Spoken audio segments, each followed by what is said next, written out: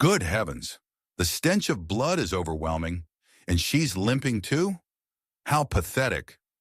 As Martha stepped into the room with her uneven gait, his eyes were pinned to her feet. This was a private suite in a luxury estate, and those were the first words uttered by her future in-laws.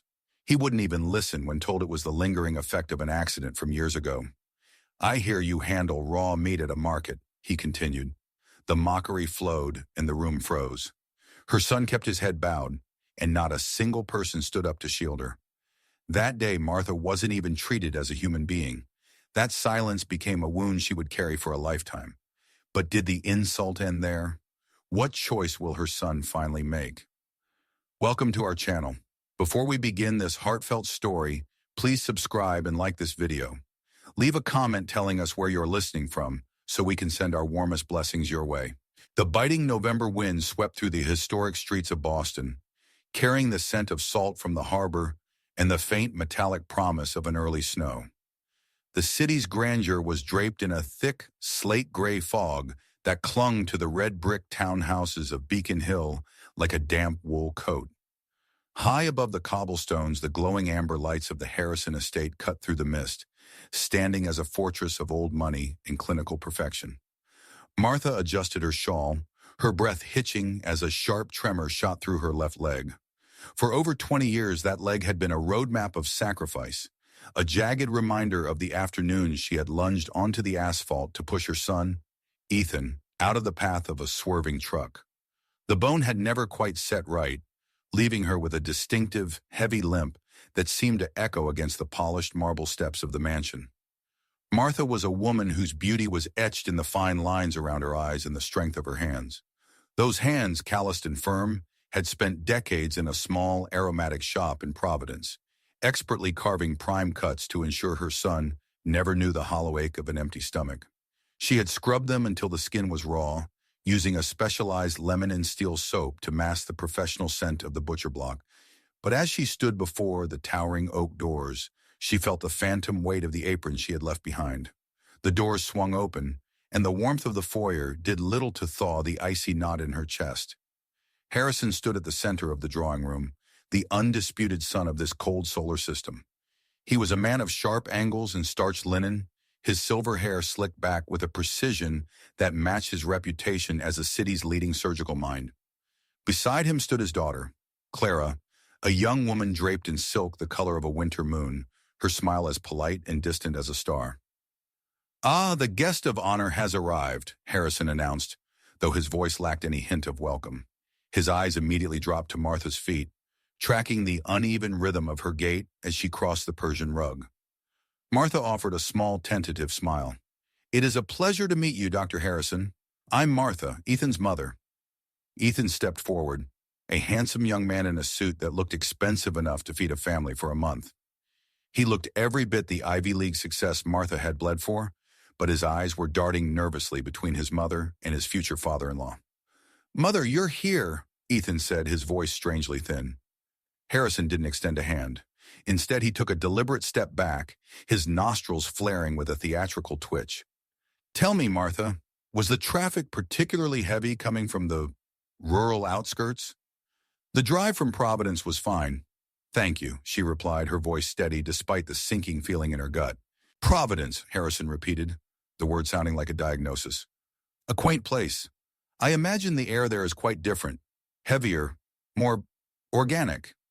He paused, raising a manicured hand to his nose. "I must say, I've always found the olfactory memory of a profession to be quite stubborn. No matter how much one scrubs, the essence of the slaughterhouse lingers, doesn't it?" The room fell into a suffocating silence. Martha felt the heat rise to her cheeks. She thought of the thousands of mornings she had woken up at 4 a.m., the rhythmic thud-thud of her knife against the wood, all to pay for the very tuition that had placed Ethan in this man's orbit. She had used the finest oils, the strongest citrus washes, yet Harrison spoke as if she had walked in covered in offal. "I am a butcher, Dr. Harrison," Martha said, her head held high. "It is honest work that built a life for my son."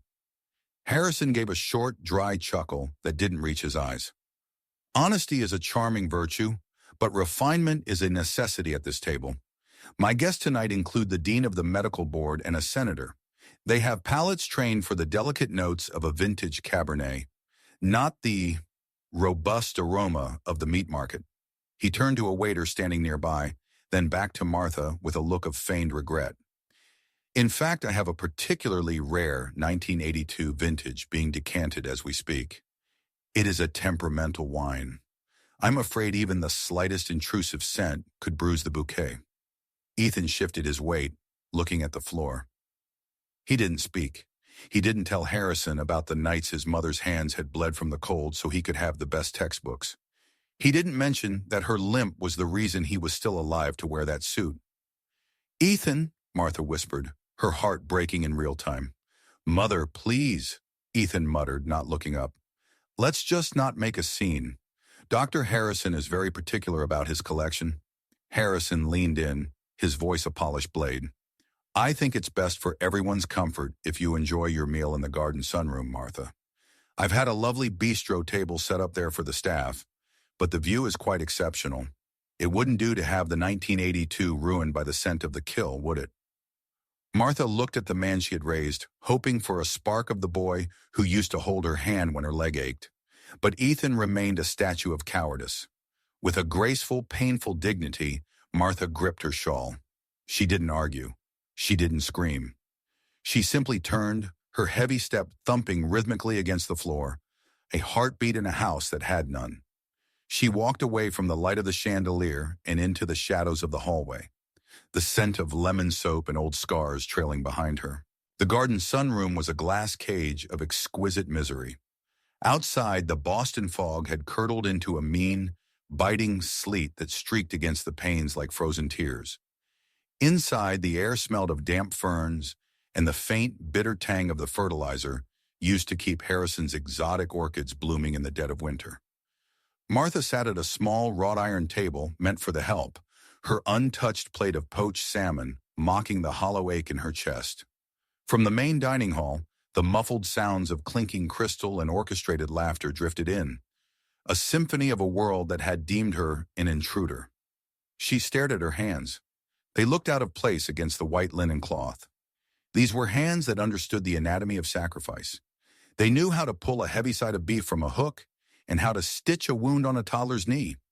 But here they were just butcher's hands, stained by a history Harrison found repulsive. The glass door creaked open. Ethan slipped in, looking over his shoulder as if he were committing a crime. He looked weary, the sharp lines of his designer suit seemingly holding up a man who was collapsing from within. "Mother," he whispered, his voice barely audible over the patter of sleet. Martha didn't look up. "The salmon is cold, Ethan, much like the company."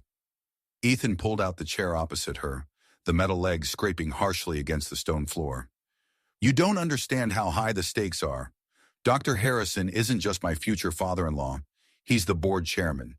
He holds my residency, my research grants, everything I've worked for in his hands."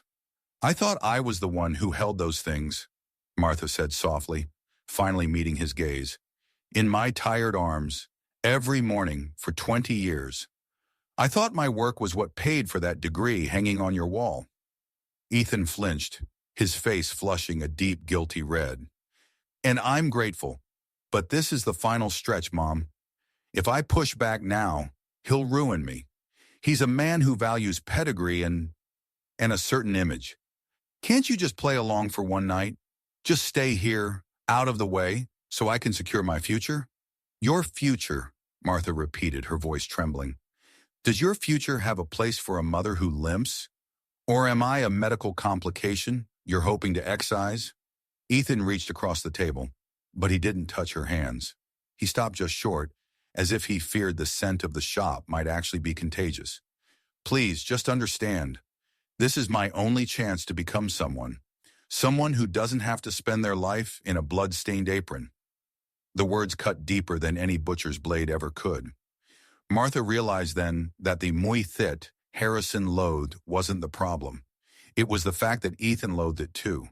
He was ashamed of the very foundation he stood upon. A shadow fell across the frosted glass of the sunroom door. Clara stood there, silhouetted against the warm amber light of the hallway. She didn't enter. She simply watched them through the pain, her expression one of clinical detachment. Clara was a woman raised in sterilized environments, her emotions seemingly filtered through the same high-grade mesh as her father's surgical masks. To her, Martha wasn't a mother-in-law. She was a variable that didn't fit the equation of a perfect Boston wedding. She looked at Martha's Cap Kiang leg with a flicker of distaste, as if the physical imperfection itself were an affront to the Harrison aesthetic.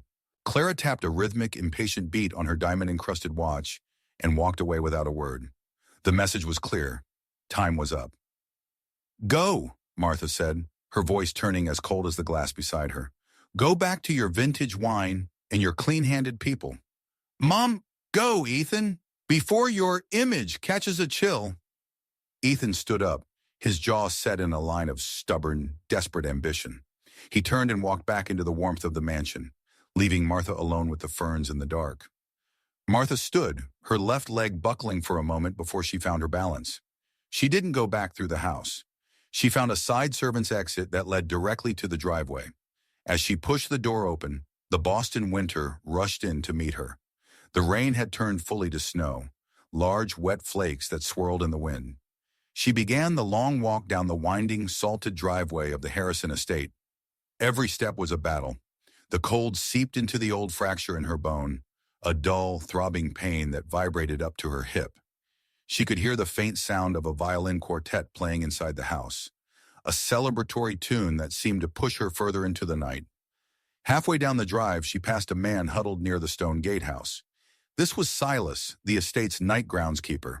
He was an older man with a face like a weathered topographical map, and eyes that had seen enough seasons to know that wealth didn't always mean warmth. He held a thermos of coffee, the steam rising in the freezing air. Silas watched the woman in the fine but thin shawl, limping through the mounting snow. He didn't know her name, but he recognized the weight she carried. It was a weight he saw often on the faces of those who entered the Harrison gates with hope and left with nothing. "It's a long way to the main road on a leg like that, ma'am," Silas said, his voice a low, gravelly rumble. Martha stopped, her breath coming in ragged white plumes. "I've walked further on worse, Silas." "I don't doubt it," the old man replied, nodding toward the house. "Some people spend so much time looking at the stars they forget the ground that holds them up. Watch the ice near the curb. It's deceptive." "Thank you," Martha whispered. She continued her trek. The mansion shrank behind her, a fortress of light fading into the gray-white blur of the storm. As she reached the public sidewalk, she looked back. Her footprints were vivid in the fresh powder, a series of deep, lopsided gouges in the pristine white. They were messy and uneven, the tracks of a woman who had been broken but refused to stop moving. By the time she reached the corner to hail a cab, the snow was already beginning to fill the indentations. Soon the evidence of her presence at the Harrison estate would be erased entirely, as if she had never existed in their world at all. But as the taxi pulled away, Martha looked at her hands again. They were cold and trembling, but they were her own. She rubbed the lemon-scented skin, realizing that no matter how hard she tried to wash away the scent of her life, she would never be clean enough for a son who had forgotten the taste of his own history. The silence of Ethan's betrayal was louder than the roar of the city, a heavy, suffocating blanket that remained long after the lights of Boston had vanished into the rearview mirror. The train ride from Boston back to Providence was a blur of steel-gray landscapes and the rhythmic, jarring click-clack of the tracks that seemed to pulse in Martha's aching leg. By the time she reached her small apartment above the butcher shop, the sun was a bruised purple smear over the horizon. The shop sat quiet, the familiar scent of sawdust and cold iron acting as a familiar embrace. The next morning, the neighborhood was already humming. Mrs. Gable, a woman who had lived on the same street for 40 years and possessed a heart as large as her collection of floral aprons, was the first to knock on the shop's glass door. She was the kind of neighbor who knew the rhythm of everyone's lives, often delivering fresh-baked blueberry muffins in exchange for the gossip she claimed kept her young. "Martha, you're back," Mrs. Gable chirped as she stepped inside, her eyes bright with curiosity. "How was the big city? How is that handsome son of yours? I bet that fancy Boston family was just head over heels for our favorite butcher." Martha felt a sharp pang in her chest, but she forced her lips into a practiced, gentle smile. She began wiping down the clean display case, her movements slow. Boston is very grand, Mrs. Gable. A lot of marble and very long hallways. And the wedding, have they set the date? Mrs. Gable leaned in, her voice dropping to a conspiratorial whisper. We're all so proud of Ethan. A doctor in the family. It's like a fairy tale. Martha paused, staring at the reflection of her tired eyes in the glass. Ethan is doing very well. He's working so hard. He has a very bright future ahead of him, Mrs. Gable. Perhaps brighter than any of us can imagine. Well, he deserves it after all you've done, the old woman said, patting Martha's hand before leaving. Martha watched her go, the smile fading instantly. The weight of the lie felt heavier than a side of beef. Meanwhile, back in the sterile, high-altitude silence of Dr. Harrison's private study in Boston, the atmosphere was far from a fairy tale. Harrison sat behind a desk carved from a single piece of dark walnut, a fountain pen poised over a document that looked more like a legal summons than a family arrangement.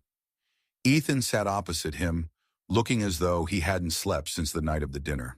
The opulence of the room, with its floor-to-ceiling medical journals and leather-bound classics, felt like a cage closing in. Success, Ethan, requires the removal of friction, Harrison began, his voice smooth and cold as a scalpel. Your surgical skills are exemplary, and your research on cardiac regeneration is the jewel of this hospital. But a surgeon's reputation is a delicate ecosystem. It cannot survive the intrusion of, shall we say, unrefined variables. He slid the paper across the desk. It was a formal agreement, drafted with the cold precision of a man who viewed human relationships as biological systems to be managed. This is a covenant, Ethan, Harrison continued, a commitment to the Harrison legacy. In exchange for the chief residency position and the funding for your new laboratory, you will commit to a standard of social conduct. This includes a complete restructuring of your public associations. Ethan's eyes scanned the lines. His heart hammered against his ribs. Section 4.2, Personal Background and Public Image. It was written in legalese, but the message was a jagged blade. Ethan was to distance himself entirely from his previous life.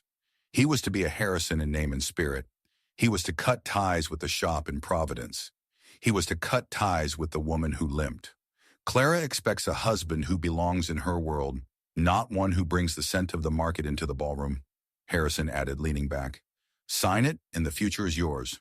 Refuse, and you'll find that Boston can be a very small, very cold place for an unaffiliated doctor. Ethan looked at the pen. He thought of his mother's face in the sunroom. He thought of the years of struggle, but he also thought of the laboratory, the prestige, the life he had dreamed of since he was a boy staring at the sterile white coats in the hospital. His ambition, a hungry beast he had fed for years, growled in his ear. With a trembling hand, Ethan took the pen and signed. The scratch of the nib on the parchment sounded like a bone snapping. Days later, back in Providence, the mail arrived. Martha was used to getting postcards from Ethan during his travels, or quick notes about his exams. But the envelope she held now was thick, cream-colored, and bore the embossed seal of the Harrison estate. She sat at her kitchen table, the afternoon sun casting long, golden bars across the linoleum. She opened it with careful fingers. There was no "Dear Mom." There was only a single sheet of heavy paper. Mother, the letter began, the handwriting jagged and hurried. The wedding is being finalized for next month. It will be a very high-profile event with many of Dr. Harrison's colleagues and benefactors. This is the most important moment of my career. For the sake of the family's peace, and for my future, it would be best if you did not attend. The Harrisons are very traditional, and your presence would complicate the social dynamic they have worked so hard to build. I will send you photos. Please understand that I am doing this for us, for the life you always wanted me to have. I need you to stay in Providence. Please, for my sake, do not come to Boston. Ethan. Martha didn't cry. She couldn't. It felt as though her heart had been professionally removed, leaving only a cold, hollow cavity where her love had once lived. She read the letter again, her thumb tracing the word complicate. She had pushed him out of the way of a truck, and in return he was pushing her out of his life. She stood up, her leg throbbing with a sudden, sharp intensity. She walked to the window and looked down at the street where Mrs. Gable was waving at a passing neighbor. "A very bright future," Martha whispered to the empty room, the letter slipping from her fingers like a dead leaf. She turned and went back down into the shop. She picked up her knife. The steel was cold, familiar, and honest. The only thing in her world that didn't lie. She began to work, the rhythmic thud of the blade against the wood echoing the slow, steady breaking of her spirit. The winter in Providence had settled into a relentless, bone-chilling dampness. The cobblestones outside Martha's shop were slick with a treacherous mix of slush and engine oil. Inside, the shop was a sanctuary of flickering yellow light and the rhythmic hum of the refrigerators. Martha worked with a mechanical intensity, her hands moving over a rack of lamb with a precision that bordered on the surgical.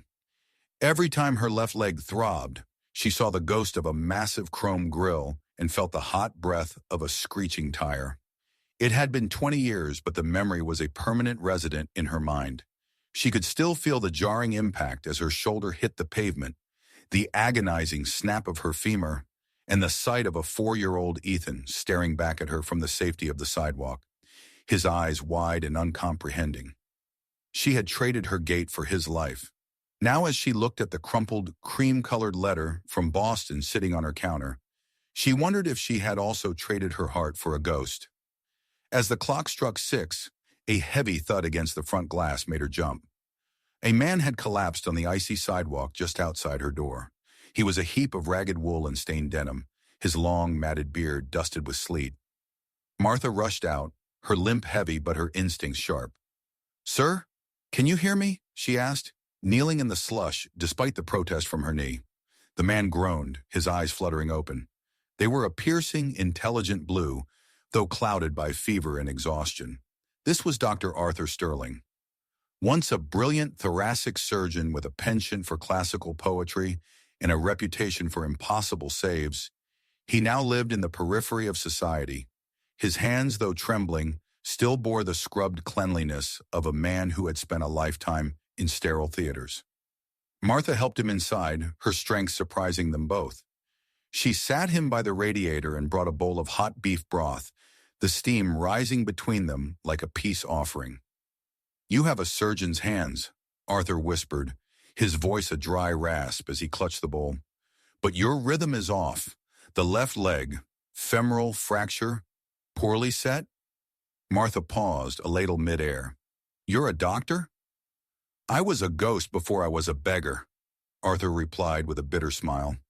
He looked around the shop, his gaze settling on the Boston newspaper Martha had left open, featuring a small social blurb about the upcoming Harrison Webb wedding. His face went ashen. "Harrison, you know him." "Our families are connected," Martha said cautiously. Arthur's hand shook, sloshing the broth. "Connected, like a parasite to a host. 20 years ago, that man sat in my office as my junior partner. I had developed a protocol for non-invasive valve repair, a patent that would have changed the field. Harrison didn't just want to share the glory, he wanted to own it. He falsified a series of surgical errors under my name. He buried my career in a mountain of fabricated malpractice suits and walked away with my life's work." Martha felt a chill that had nothing to do with the sleet outside. "He destroyed you to get ahead?" "He doesn't see people, Martha. He sees ladders," Arthur said. He reached into his tattered coat and pulled out a heavy, water-damaged leather portfolio. "I've spent 2 decades carrying the weight of his sins. I was too broken to fight then, but I kept the originals, the real data, the proof that he manipulated the medical board and drained the research funds of his predecessors to build that glass palace in Boston." Martha took the portfolio. The leather was cold and smelled of damp earth and old ink. As she opened it, she saw a soul's covenant. Not a legal document, but a pattern of betrayal. There were financial ledgers with altered dates, correspondence with board members that hinted at bribery, and the original surgical notes that proved Arthur Sterling, not Harrison, was the mind behind the hospital's most prestigious accolades. "Why give this to me?" Martha asked, her voice a whisper. "Because I saw you through the window," Arthur said, his blue eyes clear and tragic. "I saw the way you move. You carry a sacrifice in your bones, just like I do. But you still have a voice. He hasn't silenced you yet. Martha spent the night at her kitchen table, Arthur asleep on her sofa. She pored over the documents, her butcher's eye for detail catching the inconsistencies in Harrison's perfect history. This wasn't just a collection of papers. It was a map of a man's corruption. It was the justice she hadn't known she was seeking. Among the yellowed pages, she found a specific file labeled Malpractice Settlement 2005. It detailed how Harrison had used hospital funds to pay off a grieving family after an experimental procedure went wrong. A procedure he had performed while Sterling was being forced out. Harrison had signed the checks himself, bypassing the board to hide the failure. Martha looked at the letter Ethan had sent her, the one asking her to stay away to avoid complicating the social dynamic. A new kind of fire began to burn in her chest, hotter and more purposeful than the pain in her leg. Harrison thought he could hide the scent of the slaughterhouse, but he was the one covered in the blood of broken careers and stolen dreams. He thought he had bought her son's soul with a prestigious title. Martha gripped the portfolio. She wasn't just a butcher from Providence anymore. She was the keeper of a truth that could bring a fortress down. She looked at Arthur, then out at the dark Boston skyline in the distance. He thinks I'm an unrefined variable, she murmured to the empty shop. He's about to find out how a variable can solve an entire equation. As dawn broke over the gray Atlantic, Martha didn't start her usual prep work. Instead, she sat down and began to write. She wasn't writing a plea for an invitation. She was writing a reckoning. The morning sun over Providence didn't bring warmth, but it brought a clarity that Martha hadn't felt in years. The portfolio from Arthur Sterling sat on her kitchen table like a dormant volcano, heavy with the power to level the glass and steel towers of Boston's medical elite. Martha watched the steam rise from her black coffee, her eyes resting on a small silver-framed photograph tucked behind the sugar jar. In the photo, a young Ethan was laughing, his face smudged with dirt, clutching a wooden toy boat she had bought him with her first week's wages. She had been so proud of that dirt, of that laughter, and of the future she was building for him, 1 pound of brisket at a time. I didn't raise you to be a shadow in a gold-plated cage, she whispered to the empty room. I taught you to walk so you could stand tall. If you've forgotten how to be a man, Ethan, then your mother will just have to show you one last time. She reached into the pantry and pulled out a battered metal tin, an old biscuit container.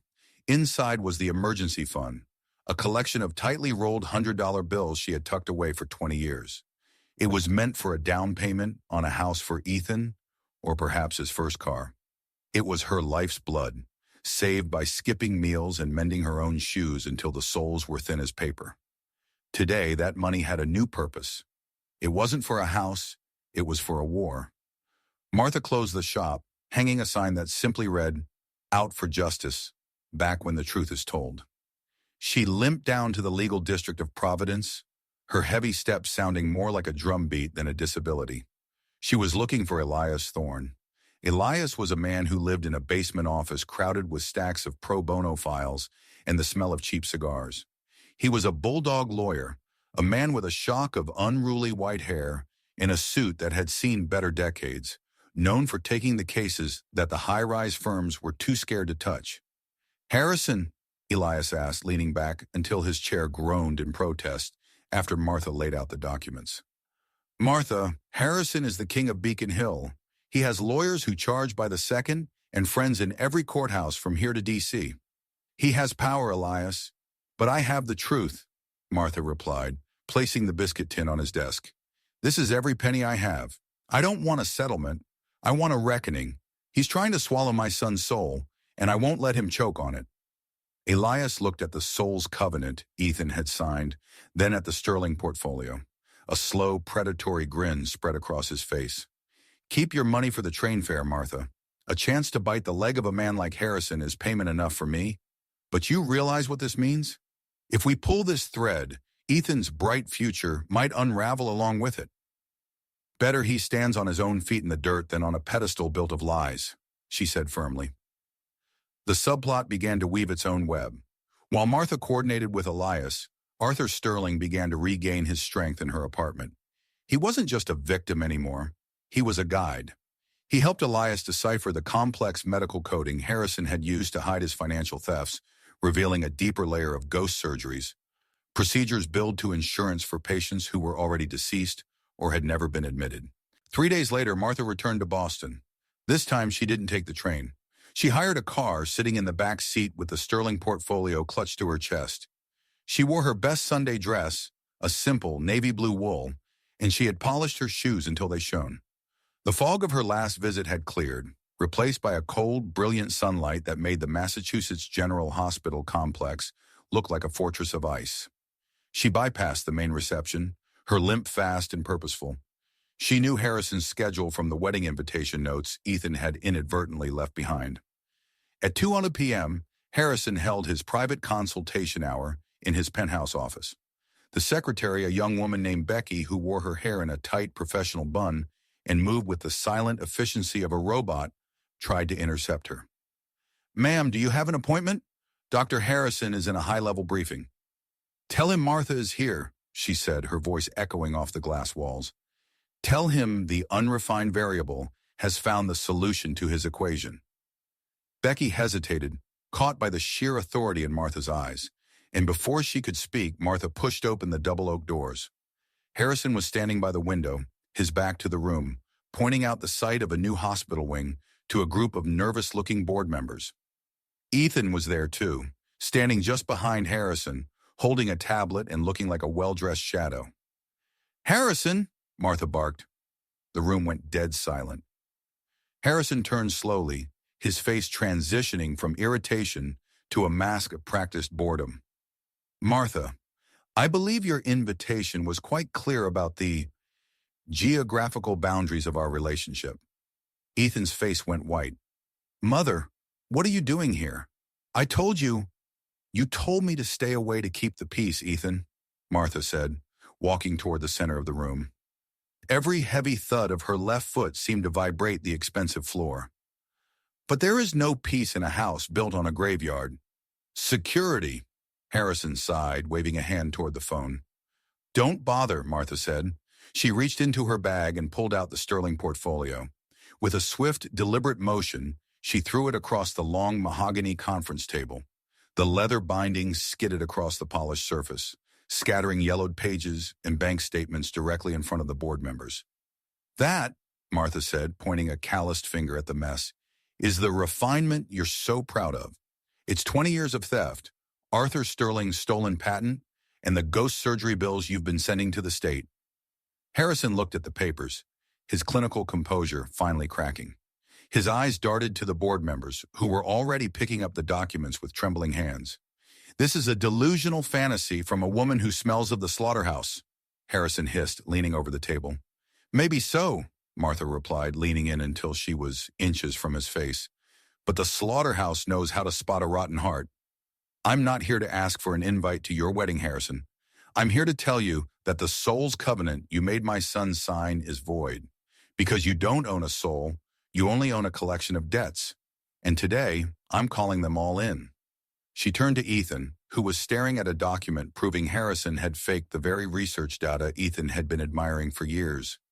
"Ethan," she said, her voice softening but remaining iron strong, "look at the man you sold your mother for. Is he worth the price?" Martha didn't wait for an answer. She turned on her heel, her limp rhythmic and defiant, leaving the room in a state of absolute shattered silence. She had thrown the stone. Now she would watch the glass palace crumble. The dust had barely settled in the boardroom before the empire struck back. Harrison, a man who viewed his reputation as a sacred monument, did not retreat. He retaliated with the cold, calculated precision of a cornered predator. Within 48 hours of Martha's confrontation, a fleet of black sedans descended upon the quiet streets of Providence. The legal assault was swift and surgical. Harrison had leveraged his influence with the Municipal Health Board and a high-priced corporate law firm to file an emergency injunction against Martha's shop. The claim was as baseless as it was devastating, an alleged public health hazard stemming from improper waste disposal and outdated refrigeration units. Martha stood at the curb of her life's work, watching as a city official taped a bright orange cease and desist order to the front glass. Standing beside her was Elias Thorne, his jaw set in a grim line as he looked at the paperwork. "He's not trying to win a legal battle, Martha," Elias muttered, tucking a cigar behind his ear. "He's trying to starve you out. He wants you so buried in litigation fees and city fines that you can't afford to keep me on the payroll, let alone fight him in Boston." Martha didn't flinch. She looked at the orange sign, then at the heavy, rusted keys in her hand. "He can lock the doors, Elias, but he can't lock away the truth. I've lived on scraps before. He doesn't know that a woman who has nothing left to lose is the most dangerous opponent he'll ever face." As Martha hunkered down in her apartment, the battle moved to the sterile halls of Boston. While Harrison worked to destroy Martha's livelihood, he was losing his grip on his own house. Clara, usually the silent shadow of her father's ambition, had begun to change. She had seen the raw power in Martha's eyes, a strength that didn't come from a bank account or a medical title. Clara began to spend hours in the hospital's archive room, ostensibly organizing her father's files for the wedding transition. It was there she met Julian, a young medical intern with thick glasses and an earnest, slightly nervous disposition. Julian had been the one tasked with the unenviable job of digitizing the old Sterling records before they were disposed of. "Dr. Harrison is very thorough," Julian said, his voice trembling slightly as he handed Clara a digitized log. "But sometimes, when you look at the raw data instead of the final reports, the math doesn't add up. It's like someone tried to smooth over the rough edges of a failure." Clara looked at the discrepancies Julian pointed out, the very same ghost surgeries Martha had mentioned. She felt a cold shiver. Her father wasn't a healer. He was an architect of illusions. Seeing Martha, a woman who struggled to walk, yet stood taller than anyone she knew, had broken the spell of Harrison's clinical perfection. While Clara grappled with her father's dark side, Ethan was confronting a ghost. Arthur Sterling, now clean-shaven and wearing a suit Elias had found in a thrift shop, stood in the small park across from the hospital. He had sent a message to Ethan through a mutual contact, inviting him to talk. Ethan met him on a bench under a skeletal oak tree. "My mother says you were a doctor," Ethan said, his voice guarded. "I was a surgeon, Ethan. I was also a man who let your mother save his life when he had no right to it," Arthur said, his blue eyes piercing. "But I'm not here to talk about Harrison's thefts. I'm here to talk about the limp your mother carries." Ethan looked away, the old shame prickling his skin. "I know about the accident. She pushed me out of the way of a truck." "No, Ethan," Arthur said, his voice dropping to a somber whisper. "You don't know. You were 4. You remember a screech and a fall. But I was there at the hospital when she was brought in. I was the intern who saw the scans. The truck didn't just clip her. She lunged under the chassis to pull you out of the wheel well. She didn't just save you. She chose to be crushed so you wouldn't be." Arthur leaned in closer. The doctor told her that if she stayed in the hospital for 6 months and had 3 more surgeries, she might walk normally again. But she refused. Do you know why? Because you were terrified. You wouldn't eat, you wouldn't sleep, and the bills were mounting. She left the hospital against medical advice so she could get back to that shop and provide for you. She traded her future as a healthy woman for your peace of mind. Every step she takes in pain is a love letter she never sent. Ethan felt as if the air had been kicked out of his lungs. He had spent years resenting that limp, viewing it as a mark of her unrefined nature, never realizing it was the physical manifestation of her devotion. He looked at the hospital, the glass palace he had sold his soul to enter, and suddenly it looked like a tomb. The day before the wedding, the Harrison mansion was a hive of frantic activity. Florists were hauling in thousands of white roses, and the sound of a string quartet rehearsing filled the ballroom.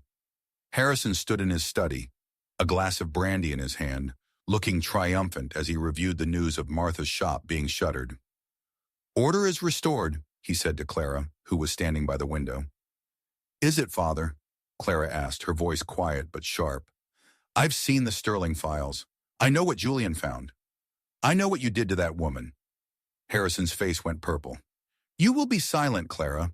You will wear that dress, you will marry that doctor, and you will maintain this family's dignity." The door to the study burst open. Ethan walked in, still wearing his white lab coat, but he had torn the embroidered Harrison Medical Center patch from the breast. He looked at Harrison with a clarity that was terrifying. "The wedding is off," Ethan said. Harrison let out a bark of laughter. Don't be absurd. The guests are already arriving. Your career is tied to this family. My career is tied to my mother's sacrifice, Ethan retorted, stepping toward the desk.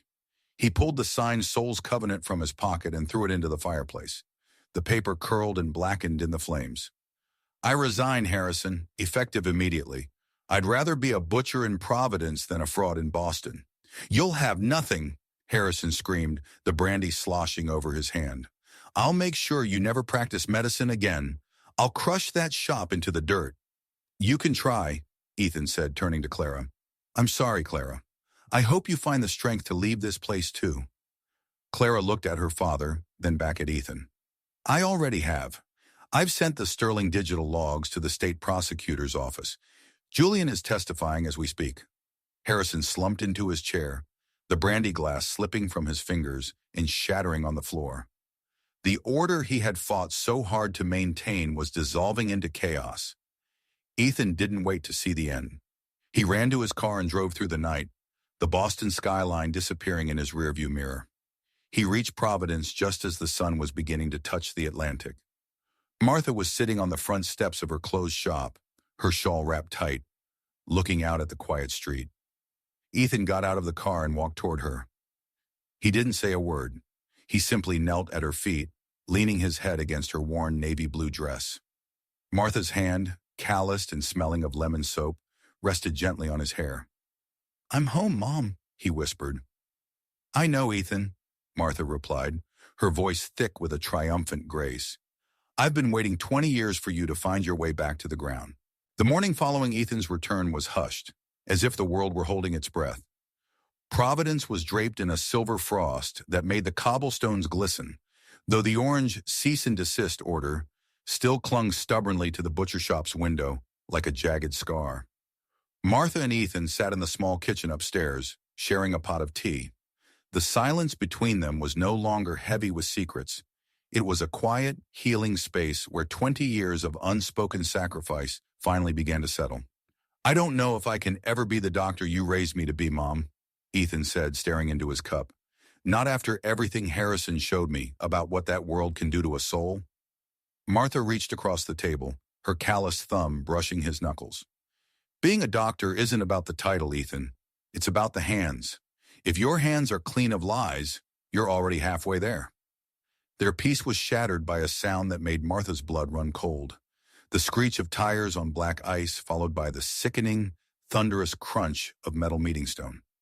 It happened at the intersection just 50 yards from her shop. Martha was out the door before Ethan could stand, her limp forgotten in the surge of adrenaline. She navigated the slick pavement with a desperate, practiced urgency. At the corner, a sleek, black sedan had veered off the road, striking a heavy granite monument.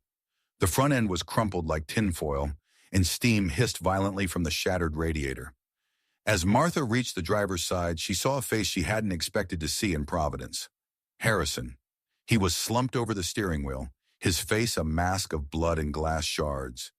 He had been fleeing Boston, driven by the panic of the impending investigation, only to be trapped by the very ice he had once mocked. His breathing was ragged, a wet, rattling sound that Martha recognized instantly from her years of handling the anatomy of life. Ethan, call 911! Martha screamed over her shoulder as she wrenched the jammed door open with a strength born of decades of hauling heavy sides of beef. Harrison stirred, his eyes fluttering open. He looked up, his vision blurred by blood, and saw Martha. To him, in his state of shock, she looked like a towering, vengeful ghost. But as his senses cleared, he realized she wasn't there for revenge. Martha didn't hesitate. She saw the arterial spray from a deep gash on Harrison's neck. A jagged piece of the windshield had found a home in his carotid path. Without a second thought, Martha reached into the wreckage. Her hands, which Harrison had claimed reeked of the slaughterhouse, pressed firmly against the wound. Stay with me, Harrison, she commanded, her voice like iron. She had spent her life understanding blood, the way it flowed, the way it pooled, and how to stop it. She used her shawl, a simple wool wrap, to create a makeshift pressure bandage, her fingers digging in with surgical precision. Harrison stared at her, his eyes wide with a terrifying, lucid realization. This woman, the unrefined variable he had banished to the sunroom, the woman he had tried to starve into silence, was currently the only thing keeping his life from leaking onto the Providence pavement. He could smell it again, the scent of lemon soap, cold steel, and the faint, earthy tang of her trade. But as he looked into her eyes, he didn't see the slaughterhouse. He saw a fierce, radiant mercy. Officer Holloway, a burly man with a salt and pepper mustache and 20 years on the Providence force, arrived on the scene first. He was used to the grit of the city, but he stopped short at the sight of Martha knee-deep in glass, her hands stained crimson as she held the titan of Boston medicine together. "Martha, do you need me to take over?" Holloway asked, kneeling beside her. "Hold his head steady, Holloway," Martha snapped, her focus never wavering. "If I let go for even a second, he's gone. Ethan, where's that ambulance?" Ethan appeared at her side, his face pale but his hand steady. He looked at Harrison, then at his mother. In that moment, he saw the true meaning of the GED techniques he had once learned in theory but never understood in practice. This was the transformation hook in real time, the miraculous change from pain to a higher purpose. "The paramedics are turning the corner, Mom," Ethan whispered, placing his hand over hers to help maintain the pressure. When the ambulance finally arrived, the paramedics moved with frantic speed. They eased Harrison onto a gurney, but they couldn't remove Martha's hands until they had a mechanical clamp ready. For those few minutes, Martha was the only bridge Harrison had to the world of the living. As they loaded him into the back of the rig, Harrison reached out, his fingers trembling, and caught Martha's sleeve. His voice was a broken whisper, stripped of all its former arrogance. "Why?" Martha looked at him, her face smudged with his blood. "Because life is sacred, Harrison, even yours." The ambulance doors slammed shut. Inside the sterile, humming interior, the lead paramedic, a young man named Tyler with kind eyes and a calm demeanor, began hooking Harrison up to the monitors. Tyler was a veteran of the road who had seen the worst of humanity, but he noticed the way the patient was staring at his own blood-stained hands. Harrison began to sob. It wasn't the cry of a man in physical pain, but the heaving, soul-deep wail of a man whose world had been shattered and rebuilt in a single hour. He looked at the wool fibers from Martha's shawl still clinging to his skin. "I called it the smell of death," Harrison choked out, the tears carving clean paths through the blood on his cheeks. "I thought it was the slaughterhouse." He looked at Tyler, his voice trembling with a profound, sudden epiphany. "But it wasn't. It was the smell of the life I've been wasting. It was the only thing that was real." Harrison realized then that the mouille-mo, scent of blood, he had spent a lifetime trying to sterilize and look down upon, was not a mark of shame. It was the scent of the struggle, the sacrifice, and the raw, unpolished love that Martha had carried every day while he sat in his glass tower. In the back of that ambulance, speeding toward the hospital he no longer owned, Harrison finally understood that refinement without heart was just a fancy way of being dead. Martha stood on the corner, Ethan's arm around her shoulders, watching the sirens fade into the distance. Her hands were red, her shawl was ruined, and her leg throbbed with a vengeance.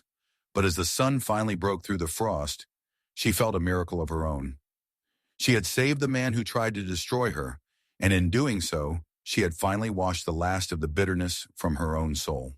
The winter had finally broken its grip on New England. Along the banks of the Providence River, the ice had melted into a sparkling sapphire blue, and the first stubborn crocuses were pushing through the thawing earth. In Boston, the glass towers still stood, but the man who once ruled them had fallen. The legal storm had been absolute. Following the evidence provided by Clara and Martha, the state medical board and federal prosecutors had dismantled Harrison's empire piece by piece. Harrison, stripped of his medical license and his chairmanship, sat in a quiet rehabilitation center on the outskirts of the city. He was no longer the sharp-edged titan of surgery. He was a man learning to live with the weight of a conscience. His physical wounds from the accident had healed into faint silvery lines, but the internal transformation was the true miracle. One spring afternoon, a soft knock echoed against Harrison's door. Martha stood there, wearing a simple linen dress, her distinctive limp now a rhythmic, steady presence. Beside her was Silas, the former groundskeeper from the Harrison estate. After the scandal broke, Silas had left the estate and found a new life in Providence, working as a mentor for at-risk youth. Silas was a man of quiet dignity who believed that every garden and every person deserved a second chance at blooming. Harrison looked up, his eyes filling with a complicated mixture of shame and gratitude. "Martha," he whispered, standing up with the help of a cane. "I didn't come to talk about the past, Harrison," Martha said, her voice warm like the spring air. Harrison stepped forward, his former arrogance replaced by a raw, quiet vulnerability. "I spent my life looking down at hands like yours. I thought prestige was something you wore like a white coat. I was wrong. You saved me with the very thing I mocked. I am so deeply sorry, Martha. Not just for the dinner, but for the man I allowed myself to become." Martha offered a small, forgiving nod. "The truth has a way of cleaning even the oldest wounds, Harrison. I hope you find peace in the quiet." As they left, Silas placed a weathered hand on Harrison's shoulder, a silent gesture of solidarity between two men who had finally found common ground. Back in the heart of Providence, the cease and desist order was long gone, replaced by a vibrant new sign: the Sterling and Martha Community Kitchen and Clinic. With the help of Elias Thorne and the now restored Dr. Arthur Sterling, the old butcher shop had been transformed. It was no longer just a place for prime cuts, it was a sanctuary. Arthur Sterling had used his reclaimed reputation and the settlements from Harrison's malpractice suits to fund a free clinic in the back of the building. Here, those who were overlooked by the grand hospitals of Boston, the uninsured, the homeless, and the disabled, received world-class care. Ethan had found his true calling here. He no longer wore the embroidered patches of a corporate medical center. Instead, he wore a simple navy blue scrub top, working side by side with Arthur. Ethan had become a doctor of the people, a man whose bright future was now measured in the lives he touched rather than the awards he won. He spent his mornings in the clinic and his afternoons helping his mother in the shop. The shop itself had become a nonprofit butcher and grocery. Martha taught the silent voice technique to local apprentices, showing them how to connect with the community through the craft of providing honest, soul-sustaining food. The proceeds went entirely to a scholarship fund for students from backgrounds like Ethan's. Late that afternoon, as the sun began to dip toward the horizon, Martha and Ethan took their daily walk along the river. "Your leg, Mom," Ethan noticed, watching her gait. "You're moving faster today." Martha laughed, a sound like clear bells. "It's a strange thing, Ethan. For 20 years, I felt every crack in the bone. But lately, the weight is gone. It's as if my heart finally convinced my leg that the sacrifice was over. My soul is whole, and my body is just following along." They stopped at a wooden bench overlooking the water. The air was sweet with the scent of blooming lilacs and the salty tang of the nearby ocean. "I used to be so afraid of the smell of this life," Ethan said, looking at his own hands. "I thought I needed to be sterile to be successful. But every patient I treat, every person we feed, I realize I'm just continuing what you started in that shop." He turned to his mother, his eyes shining with a deep, reverent love.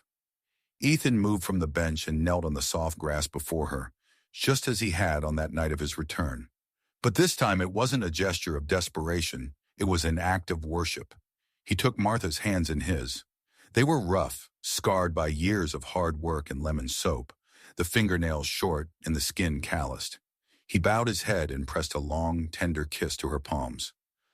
"Harrison called these unrefined," Ethan whispered, his voice thick with emotion. "But he was blind. These are the hands that held me when I was small, that pushed me out of death's way, and that held a broken man together on a frozen street. To me, Mom, these are the sweetest smelling hands in the world. They smell like life. They smell like home." Martha's eyes blurred with tears, not of pain, but of a joy so profound it felt like a miracle. She looked down at her son, the doctor who had finally learned the true anatomy of a human heart. Together they sat in the glow of the Providence sunset. The sky was a magnificent tapestry of gold, amber, and deep violet, a mythological fire reflecting on the water. The GD journey was complete. The unlikely hero had won her battle, the transformation was absolute, and the justice had been tempered with mercy. As the first stars began to twinkle over the city, Martha leaned her head against her son's shoulder. The limp didn't matter. The shop didn't matter. Only the love remained, a timeless myth told with modern tenderness, echoing through the streets of the city they had made their own. The story of Martha and Ethan teaches us that the true fragrance of a human being does not come from expensive perfumes or high-status titles, but from the quiet, persistent aroma of sacrifice and integrity. We often spend our lives chasing the refinement of the world, forgetting that the ground beneath our feet was held steady by the calloused hands of those who loved us first. Never be ashamed of a humble beginning or a mother's worn-out apron, for those are the very things that provide the strength to stand tall when the world tries to bring you down. If Martha's journey of faith and forgiveness touched your heart today, please help us spread this message of hope. Like this video to honor all the hardworking mothers, share it with someone who needs to be reminded of their worth, and comment your thoughts below. If you want to see more stories of transformation and redemption, don't forget to subscribe to Key GIA Journage and turn on the notification bell. Heavenly Father, we thank you for the mothers who sacrifice in silence and for the miracles that happen when we choose mercy over pride. Please bless every person watching this video. Heal their old wounds, restore their broken family bonds, and give them the strength to walk with dignity, no matter how difficult the path may be. May your grace turn their trials into triumphs and their pain into a platform for your love. If you believe that God can restore any heart and bring every lost child back home, please type Amen in the comments below.